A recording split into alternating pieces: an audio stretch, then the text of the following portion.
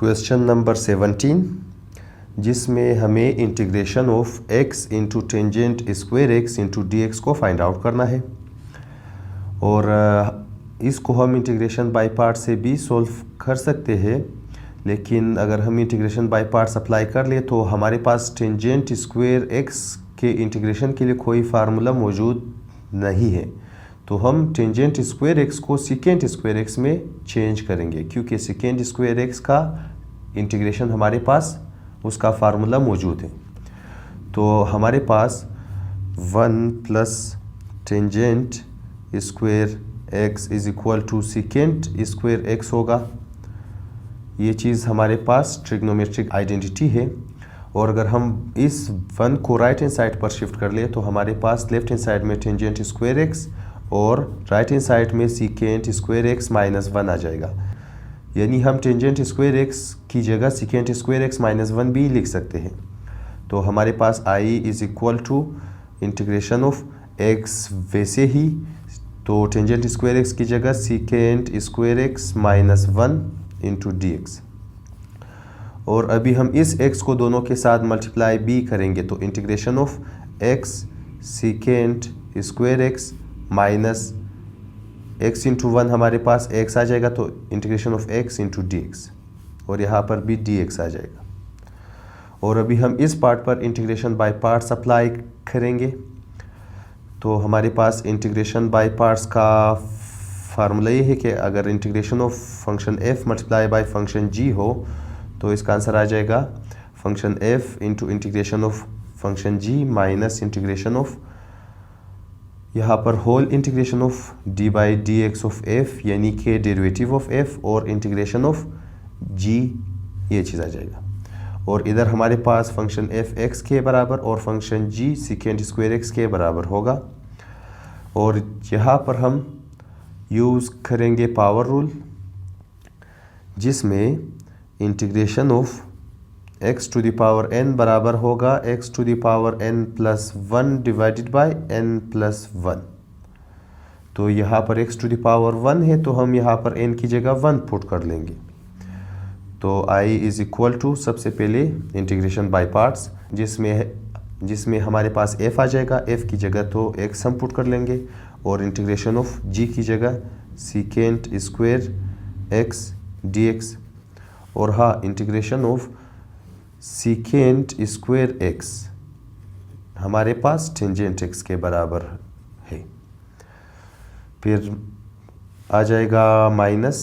Whole integration of यहाँ पर d by D x of f, तो d by D x of f की जगह हमारे पास एक्स आ जाएगा, और इंटीग्रेशन ऑफ जी की जगह secant square x D x. और उसके बाद माइनस, अभी इस चीज़ का आंसर हमारे पास इस पार्ट के लिए हम इस फार्मूले को यूज़ करेंगे, तो हमारे पास x to the power 1 plus 1 divided by 1 plus 1 आ जाएगा। n की जगह हम 1 पुट कर लेंगे, is equal to x integration of secant square x हमारे पास टेंजेंट x के बराबर इस फार्मूले के तहत। फिर माइनस इंटीग्रेशन ऑफ यहाँ पर d by D x of x हमारे पास आ जाएगा 1 इंटू सीकेंट स्क्वायर एक्स हमारे पास, integration of secant square x हमारे पास टेंजेंट एक्स आ जाएगा डी एक्स। फिर minus x to the power 2 divided by 2,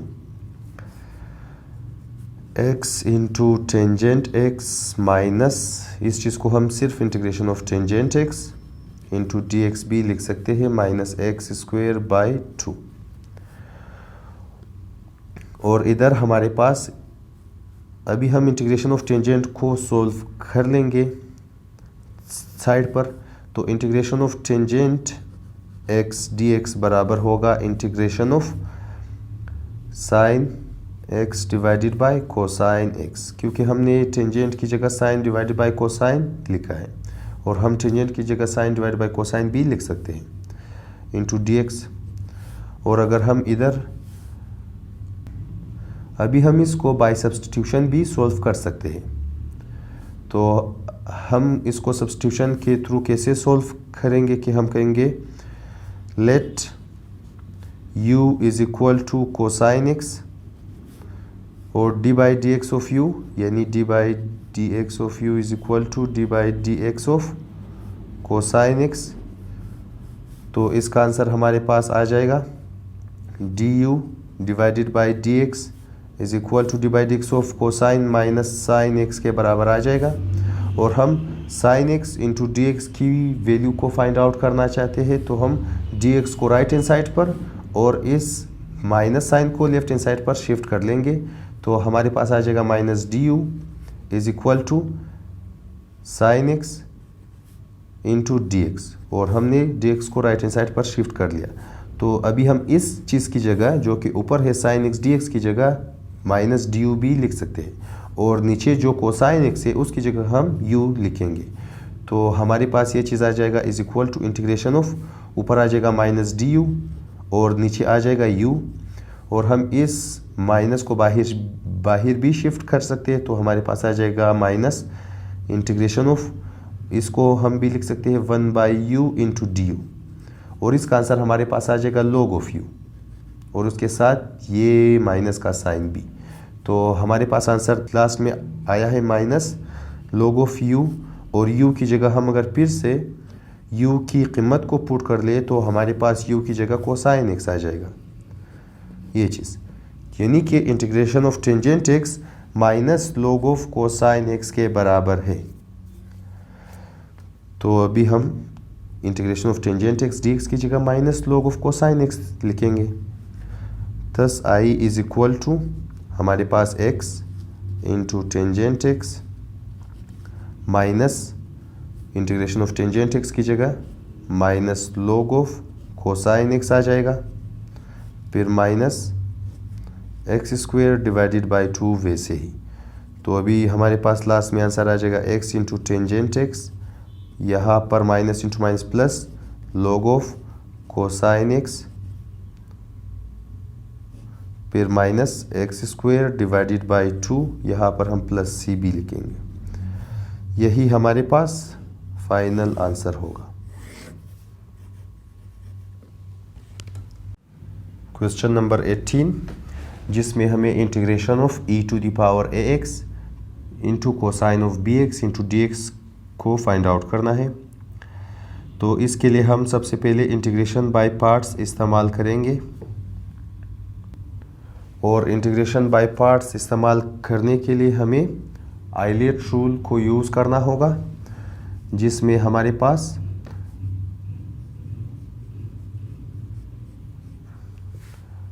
यहाँ पर हमारे पास टू टाइप्स ऑफ फंक्शन है, जिसमें हमारे पास एक एक्सपोनेंशियल है और दूसरा हमारे पास ट्रिग्नोमेट्रिक। तो इस तरतीब के लिहाज से ट्रिग्नोमेट्रिक को पहले और एक्सपोनेंशियल को बाद में आना चाहिए। तो हम सबसे पहले अपने क्वेश्चन को तरतीब देंगे।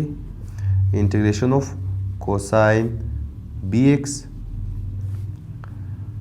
Into E to the power ax into dx, इस चीज़ के बराबर। और हमारे पास इंटीग्रेशन बाय पार्ट्स का फार्मूला ये है कि अगर integration of function f multiply by function g हो तो इसका आंसर आ जाएगा function f integration of function g फिर माइनस होल इंटीग्रेशन ऑफ, यहाँ पर derivative of function f integration of g, इस चीज़ के बराबर। और हमारे पास फंक्शन f कोसाइन bx के बराबर है, और हमारे पास function g e to the power ax के बराबर है। तो हमारे पास i इज इक्वल टू सबसे पहले f यानी कोसाइन ऑफ bx, फिर integration of e to the power ax into dx, फिर माइनस होल इंटीग्रेशन ऑफ, यहाँ पर d by D x of f यानी डेरिवेटिव ऑफ f की जगह हमारे पास कोसाइन bx आ जाएगा, और यहाँ पर इंटीग्रेशन ऑफ g की जगह हमारे पास e to the power ax into dx, इस चीज़ के बराबर। और हमारे पास integration of e to the power ax, यहाँ पर हमारे पास फार्मूला ये है कि अगर integration of e to the power x हो तो इसका answer e to the power x ही आ जाएगा। लेकिन अगर integration of e to the power ax है तो इसका आंसर भी e to the power ax ही आ जाएगा। लेकिन यहाँ पर इंटरनल फंक्शन हमारे पास ax है और ax का हमारे पास डेरिवेटिव बराबर होगा a के बराबर, यानी अगर हम a को बाहर शिफ्ट कर ले तो d/dx ऑफ x हमारे पास 1 ही आ जाएगा, तो a इंटू 1 a ही आ जाएगा। तो इसको हमें इसके इंटरनल फंक्शन के डेरिवेटिव के साथ डिवाइड भी करना होगा, तो इसके नीचे आ जाएगा a। और यहाँ पर हमारे पास d/dx of cosine bx, d/dx of cosine bx, तो डेरिवेटिव ऑफ कोसाइन हमारे पास माइनस साइन bx के बराबर है, और उसके बाद d/dx ऑफ इंटरनल फंक्शन हमारे पास bx, और इसका आंसर आ जाएगा minus sine bx into b। d/dx of bx हमारे पास b आ जाएगा। तो i इज इक्वल टू सबसे पहले कोसाइन bx, और यहाँ पर integration of e to the power ax हमारे पास e to the power ax, लेकिन डिवाइडेड बाय उसके इंटरनल फंक्शन का डेरिवेटिव जो कि a के बराबर है। फिर माइनस इंटीग्रेशन ऑफ यहाँ पर d/dx ऑफ कोसाइन bx इस चीज़ के बराबर आ जाएगा। तो इसको हम अगर तरतीब से लिख ले तो हमारे पास minus b cosine of bx, sine of bx के बराबर। फिर integration of e to the power ax हमारे पास e to the power ax divided by a आ जाएगा, is equal to cosine bx e to the power ax divided by a, minus यहाँ पर minus into minus होगा plus, यहाँ से हम b/a को भी बाहर शिफ्ट कर लेंगे क्योंकि दोनों हमारे पास है कांस्टेंट। तो इंटीग्रेशन ऑफ अंदर सिर्फ साइन bx और e to the power ax बच जाएगा ये चीज़। और हम यहाँ पर फिर से इंटीग्रेशन बाय पार्ट्स इस्तेमाल करेंगे। हमारे पास फर्स्ट फंक्शन f की जगह इस बार साइन bx और g की जगह e to the power ax होगा, is equal to cosine bx e to the power ax वैसे ही डिवाइडेड बाय a,